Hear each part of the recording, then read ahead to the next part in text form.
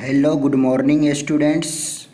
आज हम आप लोगों के लिए लेकर आए हैं कक्षा 9 बिहार बोर्ड के गोधूली किताब का कहानी पहला कहानी जो कहानी का प्लॉट है, जिन्हें लिखा है शिव पूजन सहाय ने। तो हम लोग आज शुरुआत करते हैं कहानी के प्लॉट शिव पूजन सहाय के प्रश्न और उत्तर। पहला है, लेखक ने ऐसा क्यों कहा कि कहानी लिखने योग्य प्रतिभा भी मुझ में नहीं है, जबकि यह कहानी सर्वश्रेष्ठ कहानियों में एक है।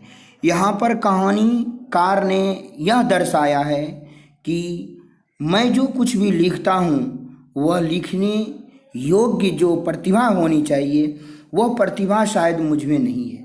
यह इस बात से स्पष्ट करता है कि लेखक इस कहानी में ऐसा क्या कहा कि कहानी लिखने योग्य प्रतिभा मुझ में नहीं है। आइए हम इस बात को समझते हैं। लेखक ऐसा इसलिए कहा है कि कहानी लिखने योग्य प्रतिभा भी मुझ में नहीं है, क्योंकि यह कहानी समाज में नारी का स्थान निर्धारण करने के क्रम में तिलक, दहेज, निर्मम प्रथा, वृद्ध विवाह आदि विसंगतियों का मार्मिक दस्तावेज प्रस्तुत करता है। इस कहानी में लेखक और सारे जो लेखक होते हैं वह कहानियों में नारी का जो स्थान है उसमें तिलक दहेज का वर्णन नहीं करता है, उसकी निर्मम प्रथा जो है उसका वर्णन नहीं करता है, वृद्ध विवाह का वर्णन नहीं करता है। इसलिए ऐसा कोई कवि ऐसे लेखक ऐसा नहीं करता है, यही कवि एक ऐसा किया है। इसीलिए लेखक कहता है कि हम में यह प्रतिभा नहीं है। दूसरा क्वेश्चन, लेखक कहता है कि लेखक ने भगजोगनी नाम ही क्यों रखा। इस कहानी में जब हम लोग पढ़ाए थे तो उसमें हमको भगजोगनी नाम एक आया, तो भगजोगनी नाम ही क्यों रख दिया। आखिर लेखक को ऐसा दूसरा नाम भी रख सकता था, लेकिन भगजोगनी ही नाम क्यों रखा। इसकी यह उत्तर होता है कि यह कहानी देहात के घटना के आधार पर लिखा गया है। जो देहाती घटना होते हैं उस देहात की घटना संपूर्ण एक देहात में जिस तरह से घटनाएं होती है उसी घटनाएं को लेकर लेखक ने यह कहानी देहाती घटना के आधार पर लिखा गया है, जो ग्रामीण परिवेश को उभारता है। इसमें ग्रामीण परिवेश का वर्णन किया गया है, गांव के सारे रीति रिवाज का वर्णन किया गया है। जिस प्रकार गांव में जैसा भावना होता है उसी प्रकार से भावना को लेकर इस कहानी के परिवेश को उभारता है। इसीलिए लेखक ने देहाती नाम भगजोगनी रखा है। तो यह कहानी देहाती घटना के आधार पर लिखा गया है जो ग्रामीण परिवेश को उभारता है, इसलिए लेखक ने देहाती नाम भगजोगनी रखा है। मुंशी जी के बड़े भाई क्या थे। तो मुंशी जी के बड़े भाई पुलिस दरोगा थे। तो चौथा क्वेश्चन है कि दरोगा जी की तरक्की रुकने की वजह क्या थी। दरोगा जी की तरक्की रुकने की वजह उसकी घोड़ी थी, जिसके कारण वह दरोगा के दरोगा ही रह गए, सिर्फ घोड़ी की मोहब्बत से। दरोगा जी अपने घोड़ी से इतना प्रेम करते थे कि वह उसी में हर वक्त लगा हुआ रहता था, अपना तरक्की नहीं कर पाया। सिर्फ एक मोहब्बत थी, वह घोड़ी के मोहब्बत से वह अपने जीवन में तरक्की नहीं कर पाया था। तो दरोगा जी की तरक्की रुकने की वजह उसकी घोड़ी थी। पांचवा क्वेश्चन है, मुंशी जी अपने बड़े भाई से कैसे उड़ीन हुए। तो कहता है उत्तर में है कि एक अंग्रेज गोरे अफसर के हाथ खासी रकम, मतलब कुछ ज़्यादा पैसा, खासी रकम पर घोड़ी को ही बेचकर मुंशी जी अपने बड़े भाई से उड़ीन हो गए। मतलब जब मुंशी जी मर गए थे तो मुंशी जी के जो बड़े भाई दरोगा जी जो मर गए थे तो उसको श्राद्ध करने के लिए मुंशी जी के पास कुछ भी पैसा नहीं था। वह पैसा कहाँ से लाता यह उसके समझ में नहीं आ रहा था।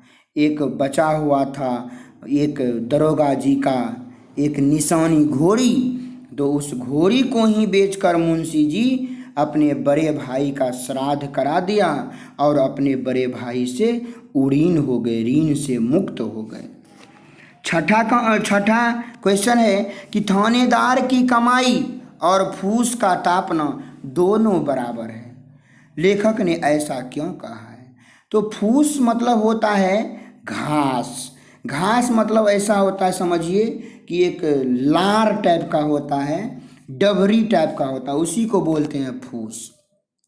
तो फूस में जब आग लगाते हैं तो उसको जब तापते हैं तो तुरंत वो उसकी आग बुझ जाती है, और जो लकड़ी का आग होता है वह देर से बुझती है। तो फूस को जब हम तापते हैं तो तुरंत बुझ जाता है। तो यही बात को लेकर लेखक कहता है कि थानेदार की कमाई, जिस समय थानेदार कमाया था और उसके कमाई की तुलना और फूस को तापना, ये दोनों क्या है? बराबर है। लेखक ने ऐसा क्यों कहा? कहता है दरोगा जी ने अपने जीवन में जो कुछ भी कमाया था, जितना कमाया था, जो कमाया था, वह अपने ही जीवन में उसको खत्म कर दिया, उसको खर्च कर दिए। सिर्फ अगर कुछ बचा हुआ था तो वह सिर्फ एक घोड़ी बची थी। उसके मरने के बाद मुंशी जी के पास कुछ भी नहीं बचा था, जिसे देखकर लोग साफ कहने लग गए थे कि थानेदार की कमाई और फूस का तापना दोनों बराबर है। तो हम लोग अब 7वां क्वेश्चन पढ़ते हैं। मेरी लेखनी में इतना जोर नहीं, लेखक ऐसा क्यों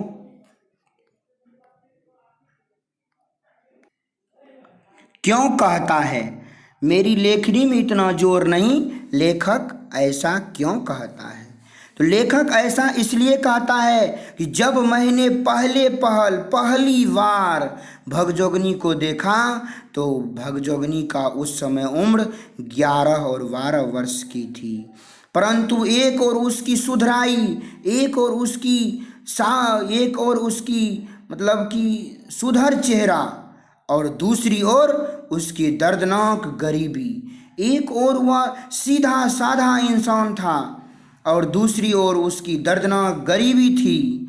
सच कहता हूँ, लेखक कहता है कि सच कहता हूँ, यदि कोई भावुक कहानी लेखक, भावुक कहते हैं जो किसी भी बात पर रोने लगते हैं, उसी को बोलते हैं भावुक। यदि कोई भावुक कहानी लेखक उसे देख लिया होता तो उसकी कहानी से अनायास मतलब निश्चित ही करुणा की धारा मतलब रोने की धारा फूट निकलती। किंतु मेरी लेखनी में इतना जोर नहीं, लेखक कहता है कि मेरी लेखनी में इतना ताकत नहीं, क्षमता नहीं है, इतना जोर नहीं है कि उस भयावह चरित्र गरीबी का, किंतु मेरी लेखनी में इतना जोर नहीं है उसकी भयावह गरीबी का चित्र उदेर सकूं, उसके गरीबी का वर्णन कर सकूं। उसके गरीबी के वर्णन करने की क्षमता, जोर अब लेखक के पास नहीं बचा है, इसलिए कवि कहता है कि मेरी लेखनी में इतना जोर नहीं है।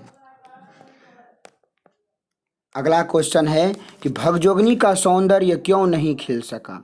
भगजोगनी का सौंदर्य गरीबी के कारण नहीं खिल सका। वह बहुत ही गरीब थी, वह गरीबी के कारण भगजोगनी का सौंदर्य, सुंदरता खिल नहीं पाया। वह दाने दाने को तरसती थी, मतलब कि वह भोजन के लिए तरसती रहती थी। एक बीत कपड़े का मोहताज थी, ऐसा समझिए कि उसके पास कपड़ा ही बिल्कुल नहीं था।